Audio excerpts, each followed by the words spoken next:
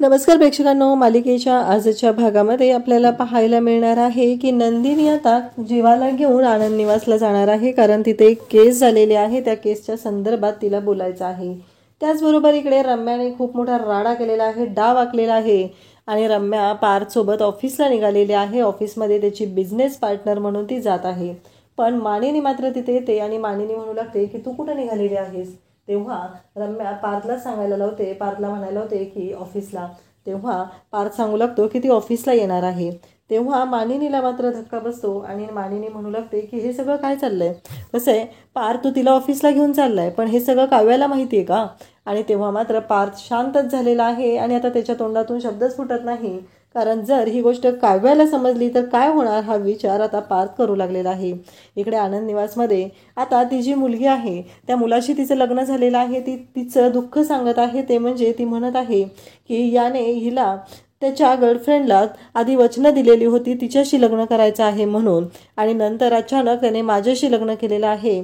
आणि तेव्हा मात्र इकडे नंदिनी म्हणते की एक गोष्ट लक्षात ठेवा, लग्न म्हणजे प्रत्येक मुलीच्या बाबतीत तिचं एक स्वप्न असतं आणि तिचं लग्न कशा पद्धतीनं झालं पाहिजे या बाबतीत तिनं काहीतरी ठरवलेलं असतं.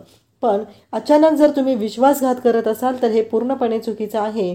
काहीही झालं तरी कुठल्याही नात्यामध्ये विश्वासघाताला अजिबात थारा नाही, कारण आत्ता तिचा विश्वास झालेला घातघात झालेला आहे. तिला ज्या पद्धतीनं हवं होतं, तिनं तर तुमच्यावरती पूर्ण विश्वास ठेवलेला होता, पण तुमचं दुसऱ्या मुलीवर प्रेम होतं, तुम्ही लग्न केलं आणि आत्ता मात्र तिला दोष देत आहात. हा समाज तिला मान्य करणार आहे का. विश्वासघाताला अजिबात थारा नाही. हे जेव्हा नंदिनी बोलते तेव्हा काव्या आणि जीवा यांच्या चेहऱ्यावरचा रंग उडालेला असतो. आता हे सगळं कशा पद्धतीनं होणार आहे, त्याचबरोबर काव्या, पार्थ, त्याचबरोबर जीवा आणि नंदिनी मिळून रम्याची कशी वाट लावणार आहे ते आपल्याला आजच्या या व्हिडिओमध्ये पाहायला मिळणार आहे. त्यासाठी प्रेक्षकांना व्हिडिओ शेवटपर्यंत पहा. नंदिनी सकाळी उठून आता किचनकडे चाललेली असते. हॉलमध्ये पाहते, तिला हॉलमध्ये काही उशी दिसत नाही. तेव्हा नंदिनी म्हणू लागते, म्हणजे मी काय बोललेले आहे त्या गोष्टीचा फायदा झालेला आहे. काव्याने माझं बोलणं ऐकलेलं आहे आणि त्याहीपेक्षा काव्याचं बोलणं पार्थने ऐकलेलं आहे, म्हणून आज मला इथे सोप्यावरती उशी दिसत नाही. हे सगळं नंदिनी बोलत असते. त्यानंतर नंदिनी गाणं गुणगुणत किचनमध्ये येते आणि किचनमध्ये जाते. तेवढ्यात मानिनी तिथे आलेली असते आणि नंदिनी म्हणू लागते की आई तुम्ही एवढ्या लवकर कशाला उठलात. मी आहे ना, मी करेल ना सगळं, काय गरज आहे. माझ्या डोक्यात आज असं होतं की मस्त गरमागरम चहा तुमच्या दोघांना रूममध्ये घेऊन द्यायचा, हे माझ्या डोक्यात ठरलेलं होतं, पण तुम्ही तर माझ्या आधीच आलेला आहात. हे सगळं बोलणं चाललेलं असतं आणि त्यासोबतच इकडे आपल्याला पाहायला मिळतं की हे सगळं जेव्हा झालेलं आहे तेव्हा मात्र इकडे नंदिनी मानिनीला सांगत असते की आज मला ना खरंच खूप भारी वाटत आहे, कारण आज माझी सून एवढी खुश आहे. आणि नंतर मानिनी छान हसत असते आणि त्यानंतर ती शांत होते. नंदिनीची अशी इच्छा असते की आज गरमागरम आल्याचा चहा घेऊन रूममध्ये जायचं होतं, अशी तिची इच्छा होती. पण मानिनीने मात्र इकडे स्पष्टपणे सांगितलेलं असतं की अशी सवय नको लावूस गं, म्हणजे तुझे सासरे जे आहेत ना त्यांना अशी सवय लागेल आणि ते रोज अपेक्षा करतील. तेव्हा नंदिनी म्हणते काहीच हरकत नाही आहे, करू त्यांना रोज अपेक्षा, मी रोज देईल त्यांच्यासाठी चहा आणून तिथं. हे सगळं बोलणं चाललेलं असतं आणि त्याचबरोबर आपल्याला पाहायला मिळतं की या सर्व गोष्टी जेव्हा घडत असतात तेव्हा मात्र इकडे आता नंदिनी मानिनीला म्हणू लागते, काय झालं, अचानक शांत का झालेला आहात तुम्ही. तेव्हा मानिनी म्हणत असते, काय नाही गं, काव्याच्या बाबतीत कधी असं होणार आहे, काव्याच्या बाबतीत कधी मी असं बोलू शकणार आहे असं तिला वाटत असतं, कारण काव्य आणि माझं नातं कधी बनणार आहे हा प्रश्न तिला पडलेला असतो आणि ते विचारत असते. त्यानंतर इकडे आपल्याला पाहायला मिळतं की या सर्व गोष्टी जेव्हा झालेल्या असतात आणि मानिनी मात्र इकडे बोलत असते, ती म्हणत असते, तसं नाही गं, मला असं वाटत आहे की काव्याचं आणि माझं नातं कधी नीट होणार आहे, कारण काव्या माझ्याशी कशी वागते हे तर तुला माहितीच आहे ना. हे सगळं ती सांगत असते. तेव्हा नंदिनी म्हणत असते, काळजी करू नका, होईल सगळं व्यवस्थित. त्यानंतर मानिनी पुढं बोलायला लागते. मानिनी म्हणते, कसं आहे माहिती आहे का, एखाद्या माणसाने जर सॉरी म्हटलं तर आपण त्यालाही माफ केलं पाहिजे ना. तो किती मनापासून सॉरी म्हणतोय हेही तेवढंच महत्त्वाचं आहे. हे सगळं बोलणं सुरू झालेलं असतं आणि तेव्हा मात्र इकडे तिला कळलेलं असतं की या कोणाबद्दल बोलत आहेत, म्हणजे मी जीवाला माफ करत नाही याबद्दल बोलणं चाललेलं आहे. हे मात्र आता लक्षात आलेलं असतं आणि त्याचबरोबर इकडे मानिनी स्पष्टपणे तिला सांगत असते की जर तो माफी मागत असेल, मनापासून माफी मागत असेल तर माफ करायला काहीच हरकत नाही आहे. आणि जीवाचं आवरून झालंय का हा प्रश्न मानिनी विचारते. तेव्हा नंदिनी सांगू लागते की मी पाहते, नक्की अजून मी जाऊन पाहिलेलं नाही. असं म्हणत नंदिनी आता जायला निघते. आणि नंदिनी जाताना मानिनीला बोलत असते, म्हणजे काव्या आणि पार्थ यांच्या नात्याची गाडी जशी रुळावर येणार आहे तसं लवकरच नंदिनी आणि जीवा यांच्या नात्याची ही गाडी रुळावर येते ही गोष्ट मात्र आता इकडे समजलेली असते, ती म्हणजे इकडे नंदिनीला आणि त्याचबरोबर मानिनीला. आता इकडे जीवा आवरत असतो, नंदिनी रूममध्ये येते. जीवा मात्र नंदिनीशी बोलायचा प्रयत्न करत असतो. तो नंदिनीला म्हणत असतो की खरंच मी तुला इतक्या वेळा सॉरी म्हणण्याचा प्रयत्न केलेला आहे, पण तू मला अजिबात माफ केलेलं नाही. हे सगळं बोलणं त्याचं चाललेलं असतं. तेव्हा मात्र नंदिनी म्हणत असते, कसं आहे माहिती आहे का, मला वाईट वाटलंय म्हणून सॉरी म्हटलं जाते. या गोष्टीचं मला जास्त वाईट वाटतं. मला या गोष्टीसाठी सॉरी हवं होतं की काहीही झालं तरीही महत्त्वाची गोष्ट काय आहे त्या गोष्टीसाठी मला सॉरी हवं होतं. कारण आत्ता तू जे काय बोललेलं आहे जीवा, तुम्ही जे काय बोललेलं आहात ते फक्त आणि फक्त तुम्हाला वाटत होतं म्हणून बोलत होता. एक गोष्ट तुमच्या लक्षात येते का, कारण काहीही झालं तरीही तुमच्यासाठी जेवढं महत्त्वाचं आहे त्यापेक्षाही मला ना आत्ता वाईट ह्या गोष्टीचं वाटतंय की तुम्ही दारूमध्ये सगळं हे करून जाता. तुमच्या लक्षातही येत नाही की आपण हे चुकीचं करत आहोत, अशा पद्धतीनं नाही वागलं पाहिजे असं नंदिनी जीवाला सांगत असते. जीवा म्हणत असतो की मला सगळ्या गोष्टीचं गिल्ट आहे. एक तर तुझी इमेज खराब झाली, तुला पोलिसांसाठी एवढ्या रात्री तिथे यावं लागलं, त्याचबरोबर तुला त्रास झाला आणि तुझ्या मनाचा मी विचार केला नाही, या सगळ्या गोष्टी बोलल्या जात असतात. आणि तेव्हा मात्र इकडे तो बोलत असतो आणि सांगत असतो की मला या सगळ्याच गोष्टींसाठी वाईट वाटत आहे असं त्याचं म्हणणं असतं. त्याचबरोबर इकडे जीवा म्हणत असतो की मला या सगळ्या गोष्टींसाठी माझ्या मनात गिल्टही आहे आणि मला वाईटही वाटत आहे आणि मी दारू नाही पिली पाहिजे. मी मागेही तुला शब्द दिला होता आणि मी पुन्हा दारू पिलेलो होतो. या सगळ्या गोष्टींचा गिल्ट माझ्या मनात आहे असं जीवाने स्पष्टपणे सांगितलेलं असतं. आणि तेव्हा मात्र नंदिनी म्हणत असते की मग ठीक आहे, जर कायमचं तुम्हाला जर असं वाटत असेल तुमच्या मनात तो गिल्ट आहे तर काहीच हरकत नाही असं स्पष्टपणे इकडे ती बोलत असते. आणि त्यानंतर नंदिनी म्हणत असते, तुमच्या मनात जर तसं काही असेल तर चांगली गोष्ट आहे, कारण काहीही असलं तरीही एक महत्त्वाची गोष्ट आहे आणि ती म्हणजे तुम्हाला जे वाटत आहे त्यामुळं आत्ता तुम्ही जर दारू सोडणार असाल तर चांगली गोष्ट आहे. नंदिनीचं असं म्हणणं आहे की मला वाईट या गोष्टीचं वाटतंय की तुम्हाला कधीच वाटत नाहीये की तुमच्या मनातलं दुःख तुम्ही माझ्याजवळ बोलून दाखवा. तुम्ही माझ्याजवळ तुमचं दुःख बोलून दाखवा, तुम्हाला कळेल की नक्की काय प्रॉब्लेम आहे, तो प्रॉब्लेम कसा सॉल्व्ह करायचा आहे. मान्य आहे मला, मी तुम्हाला सोल्युशन देऊ शकणार नाही, परंतु मी तुम्हाला सोल्युशन नाही दिलं तरीही महत्त्वाची गोष्ट ही होईल की तुमच्यासाठी मी काहीतरी करू शकेल. तुम्ही तुमचं दुःख माझ्याबरोबर शेअर केलं तर तुम्हाला कळून जाईल, मलाही कळेल, तुमचं मन हलकं होईल. हे सगळं नंदिनी बोलत असते. नंदिनी हे सगळं मनापासून सांगत असते, जीवाला समजवत असते आणि जीवानेही आता ऐकलेलं असतं. जीवा म्हणत असतो की या सगळ्या गोष्टींसाठी मला गिल्ट आहे, म्हणून तर मी तुझ्याशी बोलायचा प्रयत्न करत आहे. आणि नंदिनीही त्याला समजून चांगल्या पद्धतीनं घेत आहे. त्यानंतर नंदिनीला तो शब्द देतो की इथून पुढे मी दारू कधीच पिणार नाही, असा शब्द नंदिनीला त्याने द्यायचं ठरवलेलं असतं आणि त्या पद्धतीनं तो शब्दही नंदिनीला देतो. इकडे नंदिनीलाही बरं वाटतं की आता जीवाने मान्य केलेलं आहे. आणि मग नंदिनी म्हणते की ठीक आहे, चला आता आवरलेलं आहे तर ब्रेकफास्टसाठी वगैरे जायचं आहे, चला असं म्हणत नंदिनी जीवाला बोलवत असते. त्यासोबतच जीवाशी ती तेवढ्याच प्रेमाने वागत असते. तिला खूप छान वाटत असतं. फायनली कुठंतरी मनातलं दुःख हलकं झाल्यासारखं तिला वाटत असतं. आणि तिचं एकच म्हणणं आहे की जीवाने पण त्याच्या मनात जे काही दुःख आहे ते बोलून दाखवावं, त्याने ते साठवून ठेवू नये, तसंच मनात ठेवू नये, कारण तसं केलं तर मनाला जास्त त्रास होतो, एवढंच नंदिनीचं म्हणणं आहे. आणि जीवाला मात्र ती गोष्ट पटलेली आहे, त्यामुळं जीवाने ते मान्य केलेलं आहे. आणि जीवा हे सगळं मान्य करत नंदिनीशी प्रेमाने बोलत आहे. म्हणजे कुठंतरी जीवा आणि नंदिनी यांच्या नात्याची एक नवीन सुरुवात होताना आपल्याला पाहायला मिळत आहे. काहीही झालं तरीही जे सगळं घडत असतं त्यामुळं इकडे आता काव्या नाश्ता करण्यासाठी आलेली असते. आणि जेव्हा काव्या आलेली असते तेव्हा काव्याची पाठ धरलेली असते. काव्या म्हणत असते की मीच ऐकलं नाहीये, मला पार्थ सांगत होते, मी ऐकायला पाहिजे होतं, मी वरती झोपायला हवं होतं, कारण काव्या वरती झोपणार होती आणि पार्थ खाली झोपणार होता. पण घडलं असं की काव्याने मात्र ऐकलंच नाहीये. काव्याच्या डोक्यात फक्त एवढंच सुरू होतं की काहीही झालं तरीही आत्ता सध्या पार्थला रूममध्ये झोपायला लावायचं आहे, एवढंच तिच्या डोक्यात सुरू होतं. त्यानंतर काव्याची पाठ धरलेली असते आणि काव्या मात्र हे सगळं ती सहन करत असते. तेवढ्यात तिथे पार्थ येतो आणि पार्थ म्हणतो, काय झालं, मी दाबून देऊ का. काव्याला मात्र खूप अवघडल्यासारखं होतं. म्हणजे पार्थकडून कशी पाठ दाबून घ्यायची ना, हा प्रश्न तिला पडलेला असतो. तेवढ्यात नंदिनी तिथे येते आणि म्हणते काय झालं काव्या. काव्या म्हणते मी ते खाली झोपलेले ना, माझी पाठ धरलेली आहे. तेव्हा काव्याला नंदिनी म्हणते दे इकडं. लहानपणी पण तुला असाच त्रास व्हायचा, तेव्हा मीच असायची की नाही. तुला सगळ्या गोष्टींसाठी तुझी ताई लागायची. ताई पाहिजे तुला, पिक्चरला जायचं असेल ताई पाहिजे, शॉपिंगला जायचं असेल ताई पाहिजे. मग आता काय प्रॉब्लेम आहे ना ताई तुझी, मी देते चेपून. असं म्हणत नंदिनी काव्याची पाठ चेपत असते. तेव्हा मात्र काव्या म्हणत असते की खरंच नंदिनी ताई खूप छान वाटतंय, म्हणजे अगदी हलकं हलकं वाटायला लागलेलं आहे. तेवढ्यात तिथं रम्या आलेली असते आणि रम्या म्हणत असते की पार्थ मी कॉफी बनवते, तुझ्यासाठी बनवायची आहे का. मी सिनेमन कॉफी बनवते. तेव्हा पार्थ म्हणतो माझी झालेली आहे. तेव्हा तिथे काव्याला लगेचच नंदिनी जीवाला म्हणते की जीवा तुम्हाला कॉफी हवी आहे का. जीवा सांगतो की नाही मी फक्त आणि फक्त काढाच घेतो, मला नको आहे कॉफी, असं जीवाने स्पष्टपणे सांगितलेलं असतं आणि कॉफीला नकार दिलेला असतो. त्यानंतर काव्याला विचारलं जातं. काव्या म्हणते माहिती आहे ना मी ब्लॅक कॉफी पिते.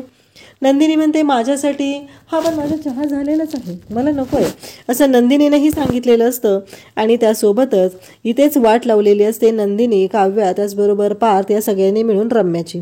रम्या चांगलीच तोंडावर पडलेली असते. तिला कळायचं बंद झालेलं असतं की हे सगळं काय होतंय. कारण मी एवढं प्रेमाने वागत आहे, मी सगळ्यांना विचारायला आलेले आहे, पण इथे कोणीच माझ्याशी नीट वागत नाही.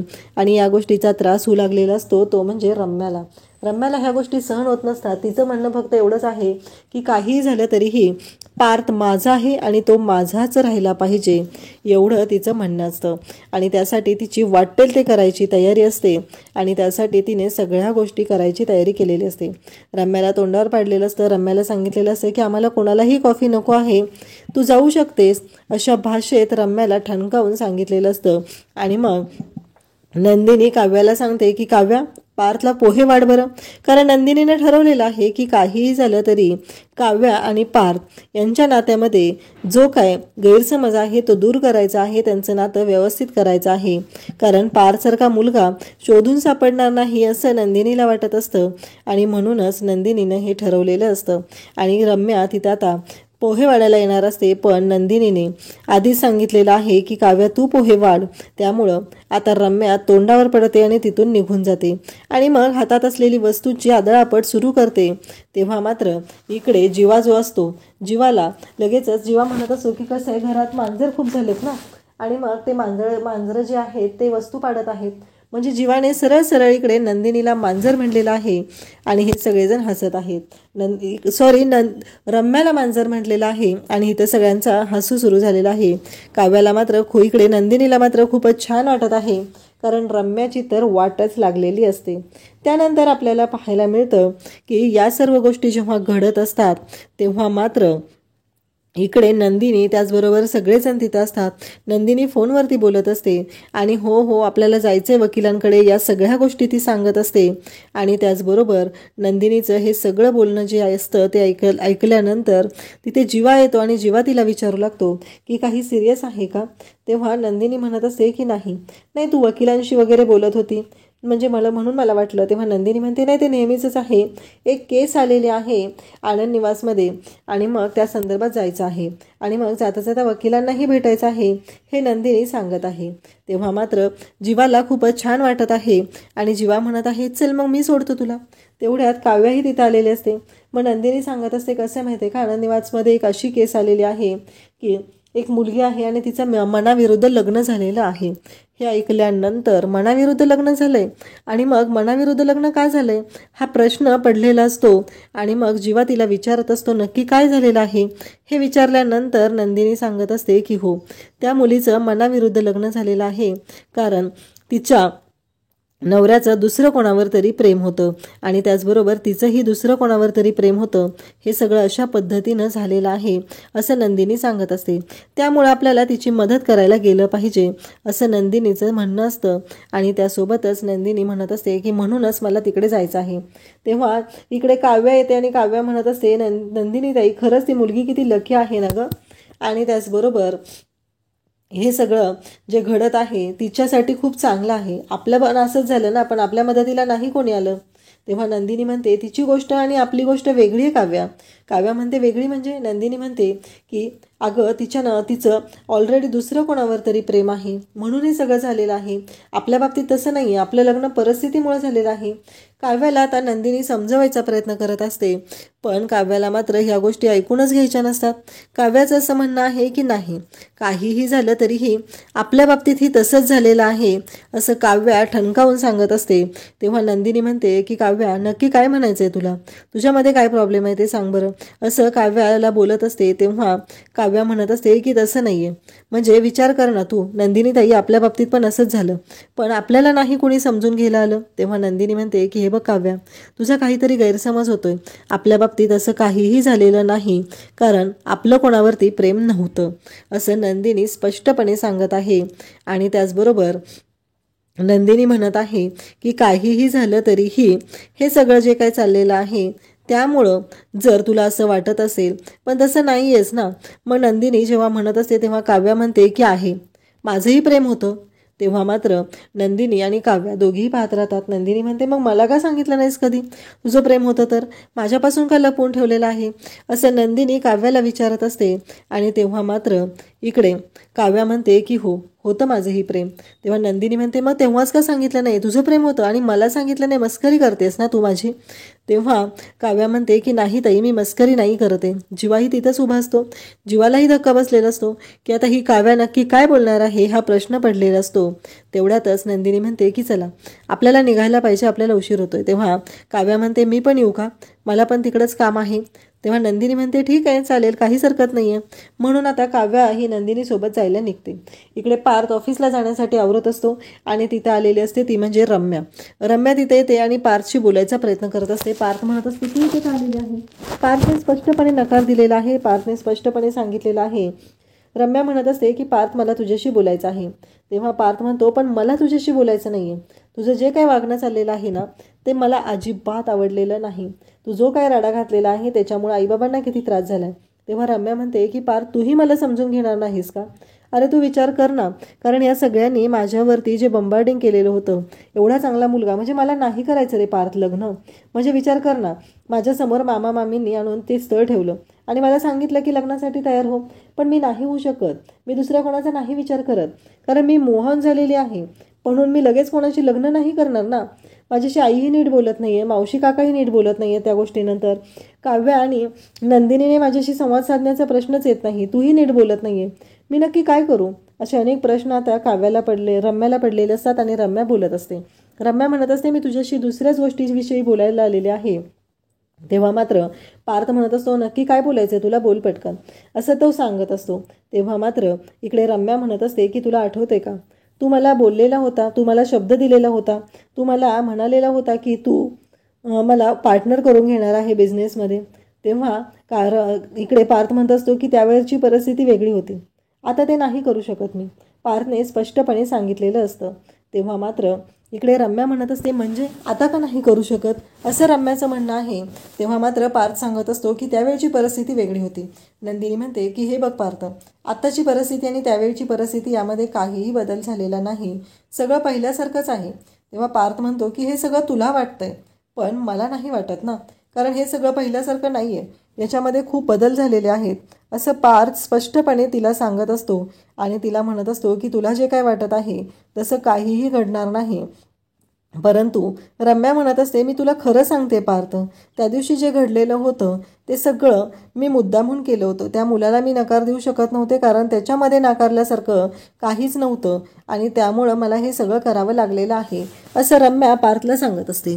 तेव्हा पार्थ म्हणतो ठीक आहे, म्हणजे आता पार्थला तिने बाटलीत उतरवलेलं आहे, पार्थला गोड गोड बोलून तिने आपलं म्हणणं पटवून दिलेलं आहे. कारण आता तिला असं वाटत आहे की आपण ऑफिसमध्ये जाऊन, कारण घरात तर आपल्याला कोणी पार्थसोबत वेळ घालवू देत नाही आहे, म्हणजे आपल्याकडे ऑफिस हा ऑप्शन आहे असं तिनं समजून आता पार्थसोबत ऑफिसला जायला निघालेली असते.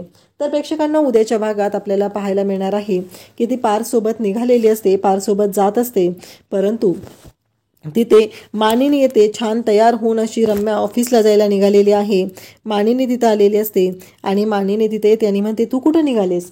तेव्हा ती काहीच बोलत नाही, पार्थ सांगू लागतो की ऑफिसला. तेव्हा मानिनी म्हणते काव्याला विचारलंय का, काव्याचं काय म्हणणं आहे या सगळ्यावरती स्पष्टपणे मानिनीने आता विचारलेलं असतं आणि सांगायला सांगितलेलं असतं की काव्याचं काय म्हणणं आहे ते मला कळलं पाहिजे, कारण काव्या जर काय बोलली तर मी कोणाचंही ऐकून घेणार नाही, कारण काव्याला ही गोष्ट सहन होणार नाही हे मानिनीला माहिती आहे. तेव्हा पार्थ मात्र म्हणत असतो की हो, कारण आता पार्थलाही धक्का बसलेला आहे. जर काव्याने या गोष्टीला नकार दिला तर खूप अवघड होणार आहे.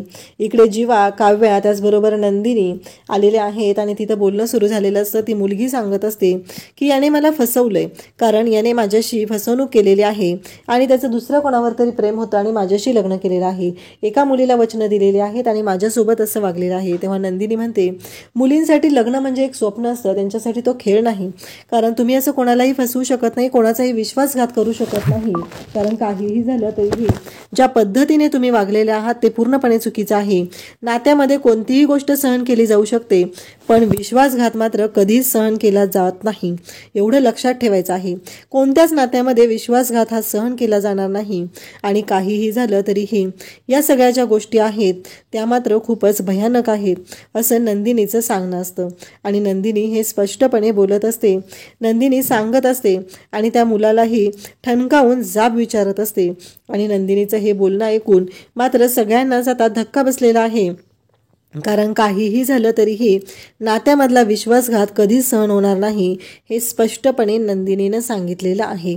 तर आता जेव्हा हे सगळं काव्य आणि जीवा ऐकतात तेव्हा त्यांना धक्का बसलेला आहे. नक्की ते आता नंदिनीला सत्य कधी सांगणार, कारण नंदिनीचा जो स्वभाव आहे तो त्यांना आता चांगलाच कळलेला आहे.